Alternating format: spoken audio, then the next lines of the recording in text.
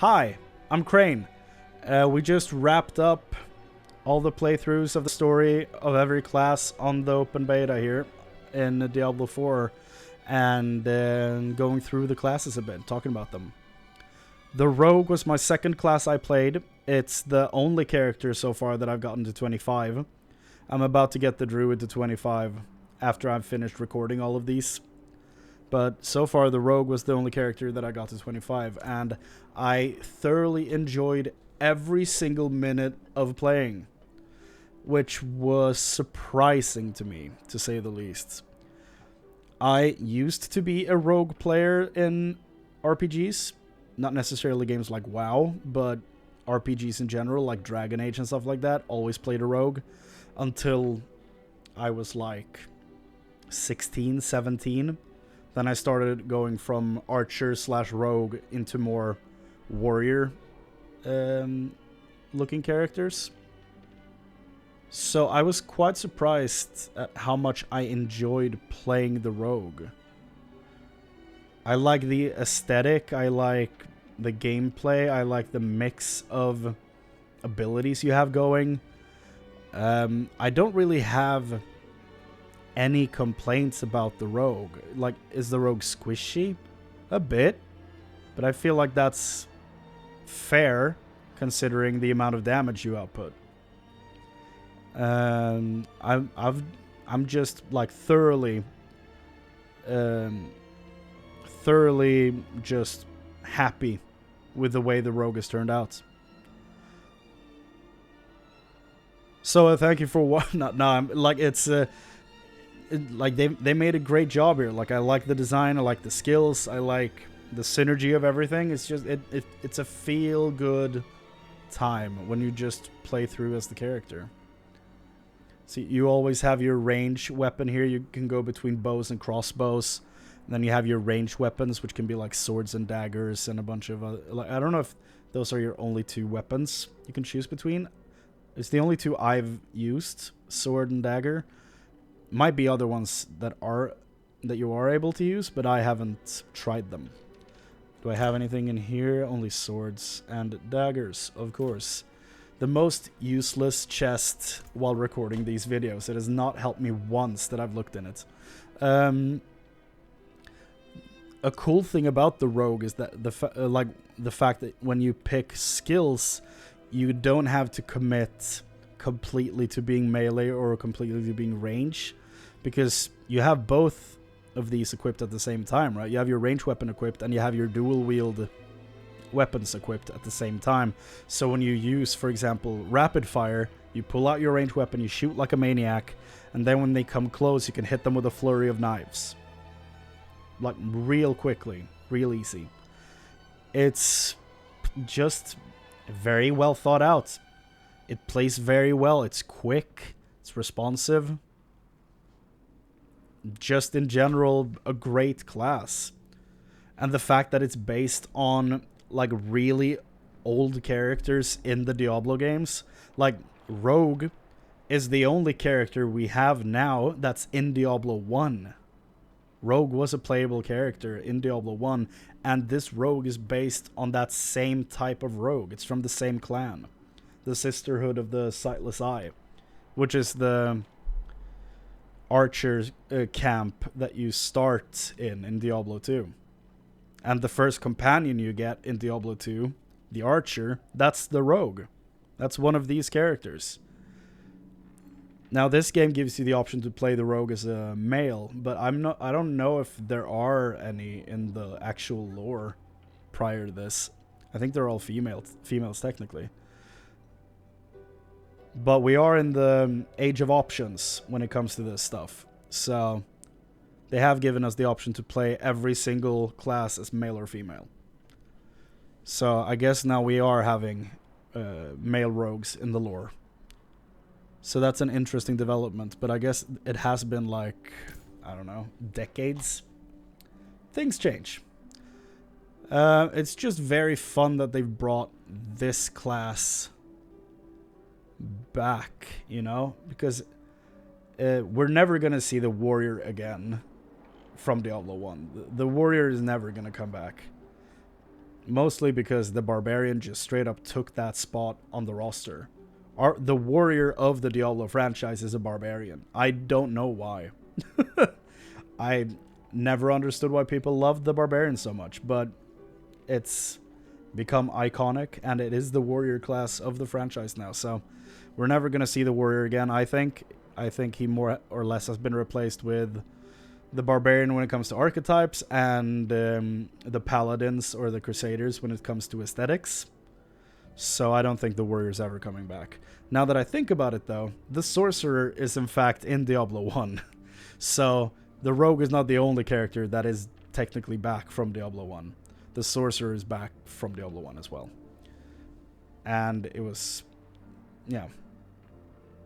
I think the background is different for the Sorcerer in this than in Diablo 1, but whatever. That's not important.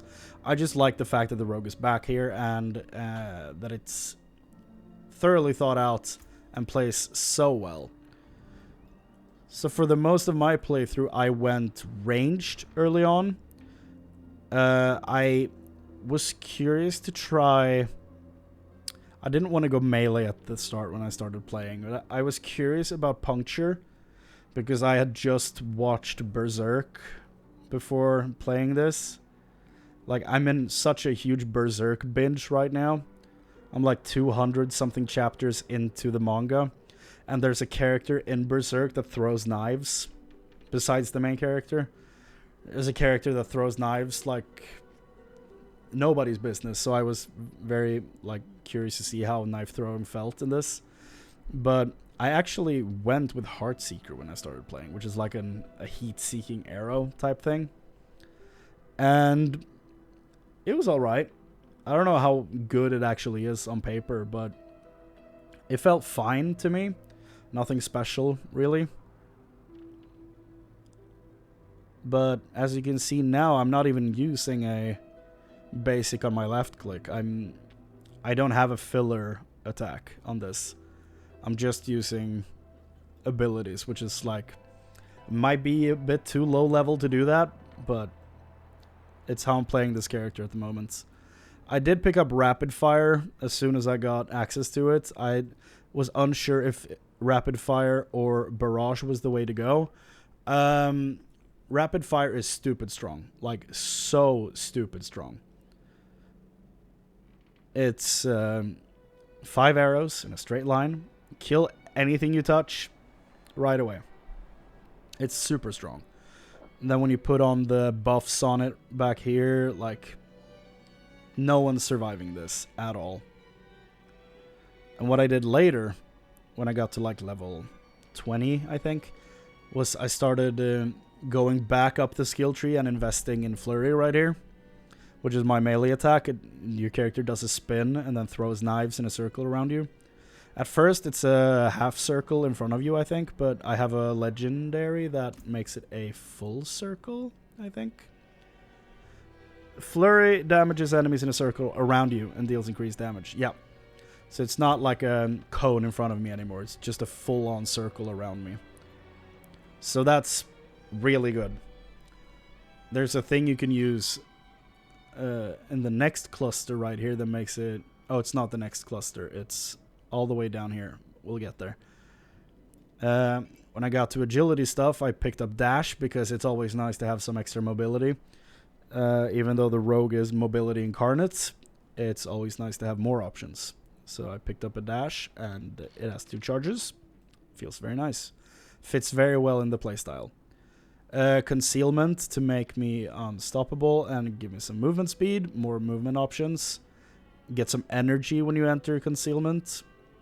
Next ability is a crit strike, always nice. So what I did then, to get the maximum interaction out of what I'm using, is this thing right here. This thing is stupid strong.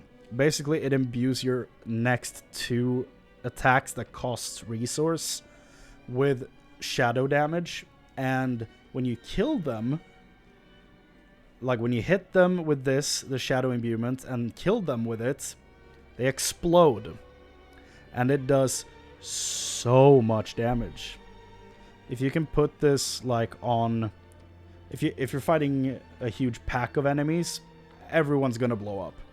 because it kind of like chains, feels like, going further into, like going into the mob, like the mob of enemies, and it's very satisfying to play. And if you're fighting a boss, like you're not gonna kill the boss to get the explosion, but if he has ads, you can use that. It's very strong. So if you use this, you can get it to pop with both rapid fire or flurry. So you can just run in, imbue, pop a flurry, and kill so many people. Conceal, run away, dash around if you're in danger. First, you of course pop a shadow clone, which we're about to talk about. You do that before you do any of this, because it repeats all that you're doing. I don't think it repeats the shadow imbuement, but it repeats everything else. So you pop that first, and then you go. It's very strong. So yeah, when I got down to the ultimates, I picked up the shadow clone right away. Not much else here that really interested me. You have a death trap, you have rain of arrows, which is like, yeah, it's fine, but the clone does do 60% of my damage. Or 80 if I remove 1 point somewhere else. I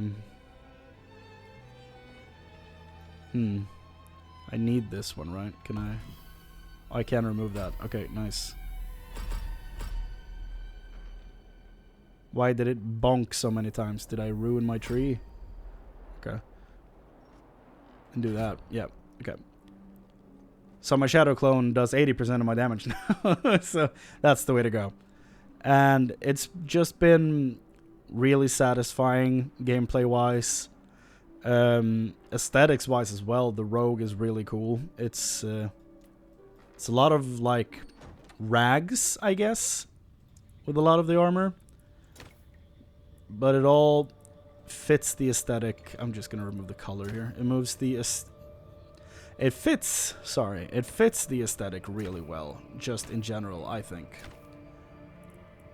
And even though a lot of this is like wearing rags, you can still go from wearing a bunch of rags to wearing something more regal, almost, like this.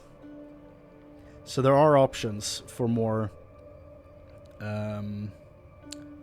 put together, clean outfits. It's not, all of it is not going to be rags, but there is a lot of rags in here. But overall, I've really enjoyed just the rogue in general, I think. It's probably been the most consistent enjoyment I've had in the entire beta. Even though I will be playing a druid, I think just general satisfaction levels, the rogue hits harder and higher. Like, look at this. It's so cool. And he has like a Mortal Kombat mask on this one. Some really good stuff.